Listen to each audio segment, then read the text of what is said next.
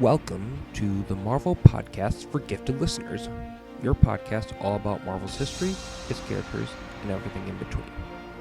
In our first episode, I'll go over a general history timeline of Marvel Comics, starting from the time they were Timely Comics up until 1960.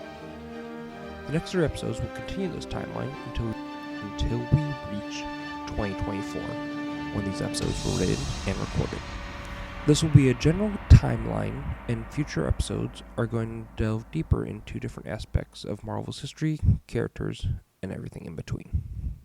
Marvel Comics has had a long and storied history, from a small comic company to war propaganda, almost going bankrupt, and now they have one of the largest movie franchises ever created. Now, let's turn back the clock and go back to 1939 and begin our timeline. Back in 1938, Action Comics #1 debuted, introducing the world to Superman. Even though comics had been around for just under a decade, nothing like Superman had ever graced their pages. After there was a few copycats of the Big Blue Boy Scout who had been dealt with legal action and subsequently dismissed, a man named Martin Goodman, who had been a pulp fiction publisher, was convinced by Frank Torpey, a sales manager for Funnies Inc., an early comic company, to add comics to his pulp fiction books.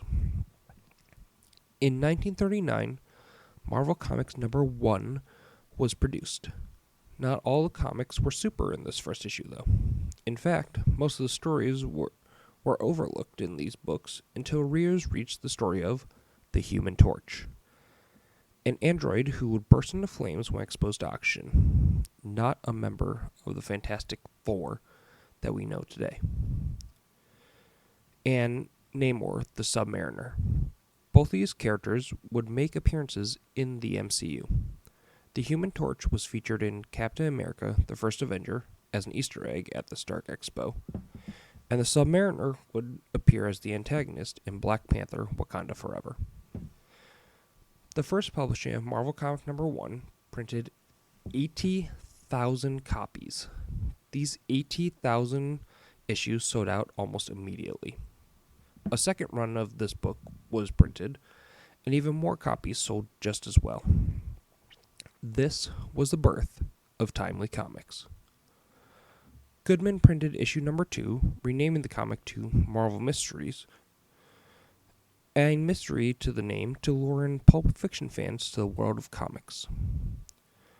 Marvel Mystery Comics would rotate covers between Namor, the Angel, and the Human Torch.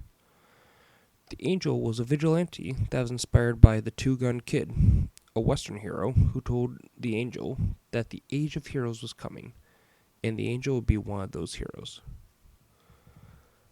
Goodman added 2 more titles to his little publishing company, but these titles weren't as successful as Marvel Mystery. But Goodman still felt that he needed in-house help. To continue his growing company, Goodman hired on Joe Simon, and Joe Simon brought with him the now famous Jack Kirby. Even though 2 follow-up titles didn't strike gold like Marvel Mystery, Goodman was determined. He would eventually dedicate solo titles to the Human Torch and the Submariner respectively. Soon, a third hero would hit the pages, taking the comic world by storm: Captain America, the First Avenger. Now a household name, he was popular during the war. He wasn't the name he is today. We'll see that later in the timeline. For now, he was a wartime hero comic and real world needed. Captain America would fight the Axis powers along with his kid sidekick, Bucky. The Captain became the best-selling title for Timely. Also, you may ask, why was the Captain bringing a child into the ravages of war? Well, simply, they needed someone for Captain America to talk to on his adventures, and they just didn't want him talking to himself. So, that's why Bucky was there. During all his success, though, not all was dandy in-house at Timely. After making the first 10 issues of Captain America, Goodman would have disputes with Jack Kirby and Joe Simon about profit sharing. This led Simon and Kirby to pack their pens and head to DC Comics. Kirby would eventually return to Marvel, which we'll see in the next episode. But Simon never truly returned. With the departure of Kirby and Simon, Goodman needed a new editor-in-chief. Instead of searching for an external person, he looked to his young nephew, Stanley Liebert, who was only 18 at the time.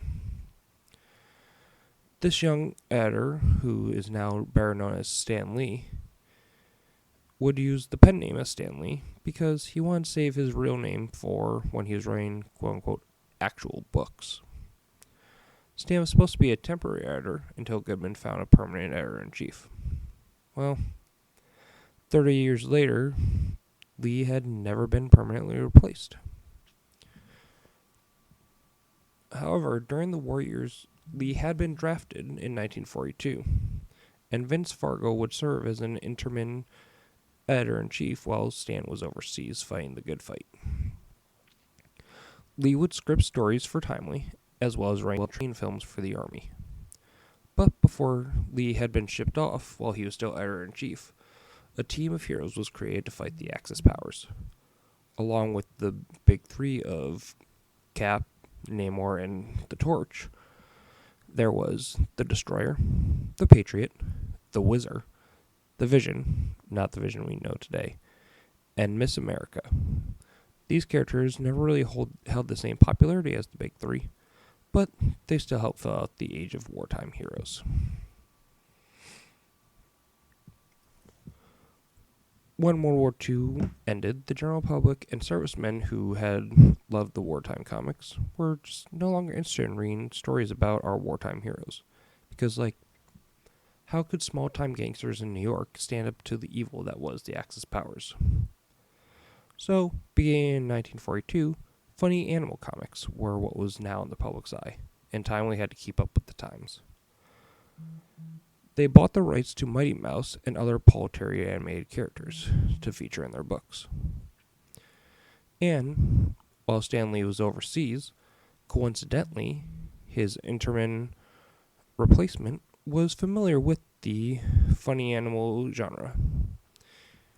Even though Marvel had established a few original funny animal creations, none lasted once the war was truly over. With heroes and animals not holding the public's interest anymore, Timely had to keep up with what was popular in the comic world, and they would turn to yet another genre that was making a scene in the comics: teen romance. There were comics like Archie, which had been going on since 1942, but those focused on the life and love of a teenage boy. Timely was looking to bring a different audience, the teenage girl. Timely would write their own series, being led by a teenage girl, Patsy Walker, who would later go on to become the superheroine Hellcat. And with this new character, they would bring in the teenage girl audience. And yeah, at the 40s, Timely turned to yet another genre, the Wild West. This was to continue the trend of following the trend of what was popular in comics. The Wild West comics became headliners, and the heroes of the war were left behind. In 1949, Captain America, the Human Torch, and the Submariner were all canceled, ending the superheroes of Timely. It also marked the end of an era. Most of the staff had been laid off, only keeping Stan Lee on as a full-time staff member. And a new company names were being tried out since Timely Comics never truly caught on. As the 50s began, Timely tried a new hero, Marvel Boy. Instead of headlining his own title like the Human Torch or the Submariner or the Captain, the magazine would eventually transform into Astonishing. Marvel Boy's adventures only lasted a few issues into the book becoming Astonishing. Timely added another genre to its ever-growing list. The young company now delved into horror. For the next 3 years, Goodman did what he does best: publish, publish, publish. Goodman would publish books that had a large main story taking up most of the cover, and then in the bottom of the page there would be 3 other. Now the young company delved into horror. For the next 3 years, Goodman did what he does best: publish, publish, publish. Goodman would publish books that had a large main story taking up most of the cover, and then they would show 3 smaller stories on the bottom of the cover. So hopefully kids would see these and think they were getting a bargain for their dime. In 1951, the Korean War broke out, and Timely was back to their wartime comics. The Korean War comics didn't take any sides and just told stories about what the war was like. But as the war went on, Timely did publish 3 series that showed a more fictional side of the war, and these comics were deemed unpatriotic. Only one of the 3 titles would survive after the truce of the war. While writing these war comics, behind the scenes, Goodman had parted ways with his old publishing company, Funnies Incorporated, and started his own publishing company, Atlas. Even though the common man referred to Timely as Atlas, for the time being, in-house, everyone still referred to it as Timely. Following the cancellation of the Korean War comics, the big 3 of World War II came back into publication. Captain America, The Torch, and Namor were all back, with varying explanations of how they were all back, and they were right back to fighting the good fight. This time, the big 3 were fighting the Communists and the Red Scare.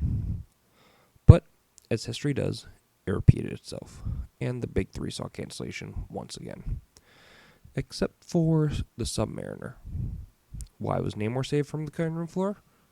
Well, that's because there was a live-action television show in production. The Submariner was about to be the first Timely hero to make it to the small screen.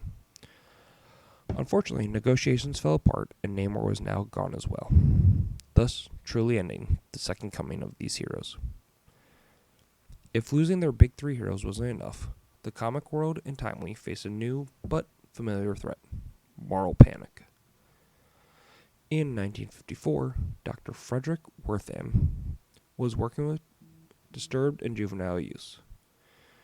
He noticed that they all read comics, so he published a book called Seduction of Innocence. In this book, he would state that the influence of comic books on today's youth that depicted crime and horror were what made them bad. And so he suggested that simply if comics didn't feature these bad themes, then kids wouldn't be as influenced and they wouldn't be as bad or juvenile as they were. You know how, wouldn't be as bad if they weren't influenced by the comics, just like how people believe violent video games cause violent kids. All the outrage that came from this book caused comic publishers to form the Comic Magazine Association of America. The administrative branch of this new association was known as the Comics Code Authority, which began to censor comic books to make sure they were suitable for the youngest of readers. The seal was only given to comics that had been approved by the Comic Codes Authority, as long as they no longer had the word horror or terror on the cover. They did not depict werewolves, vampires, or the Walking Dead. Police, parents, and other authority figures had to be treated with respect, and drugs could not be depicted as a main storytelling element. But Timely was able to survive the initial storm by switching their horror titles to mystery titles and shifting to comics focused on the Black Knight, a medieval hero, if you will. Unfortunately, the Black Knight comics only lasted 5 issues. In 1956 and 57, Steve Ditko joined the Timely team, and Jack Kirby made his return. Kirby took over art for a comic called Yellow Claw, which featured a Pulp Fiction villain, Fu Manchu, a now outdated stereotypical villain. But this comic would only last for 4 issues because people just simply weren't interested in reading a comic where a villain was the main character, which now is kind of funny looking back. In 1957, Goodman decided to close down Atlas and have Timely books distributed by the American News Company. Unfortunately, just a few months after Goodman had made the transition, American News Company shut down. This means that Timely books could no longer get to newsstands, so that means they couldn't really sell anything. So, in a tight spot, Goodman had to make a disadvantageous deal with National/DC Comics, which owned a distribution company called Independent News. This deal allowed Timely to still distribute books, but only 8 a month. Instead of going for 8 a month, Goodman opted to distribute 16 bi-monthly issues so that Timely would have a greater presence in American newsstands. Stan Lee was still the only staff member on board, and everyone else was freelance. Because he didn't have full-time artists on staff, Stan Lee was using backup art that they had to create new stories. But by the end of 1957 and the beginning of 1958, all those backup drawings were starting to run dry, which this allowed Stan Lee to begin writing titles such as Strange Worlds, Tales to Astonish, and Tales of Suspense. These books would eventually go on to introduce the world to now household names like Iron Man and Ant-Man. After a year, Goodman managed to up his monthly book amount from 8 to 10, but he would continue with the bi-monthly motto so that there is now 20 bi-monthly books hitting the newsstand shelves instead of just the 16. Now that Timely has small leg to stand on, they began to delve into yet another genre, monsters. With the likes of King Kong and Godzilla gracing the big screens, Timely was able to jump on the new trend and begin to publish book after book of monsters, which these comics would usually be resolved by the monster being defeated by the humans that were using some sort of scheme.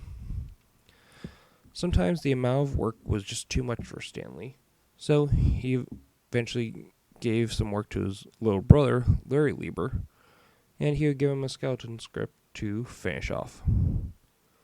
Sales on these new books kept Timely afloat, but soon everything would change in 1961. We will see what took place in 1961 next time. Now let's get out of this timeline and go over the top 5 things that we learned today in the pre-Marvel era of Marvel Comics. Number 1. Marvel Comics was originally called Timely Comics. The original big 3 of Marvel were Captain America, the Android the Human Torch, and Namor the Submariner. Before 1961, Timely mainly featured everything but superheroes. Yes, we had the big 3 and some heroes here and there, but for the most part, Timely Comics was a wide range of genres and stories, from horror to wartime stories to funny animals. Number 4. Jack Kirby started his career in the comics world at Timely, and he soon left for DC, and then he would eventually return to Timely/Marvel. Number 5.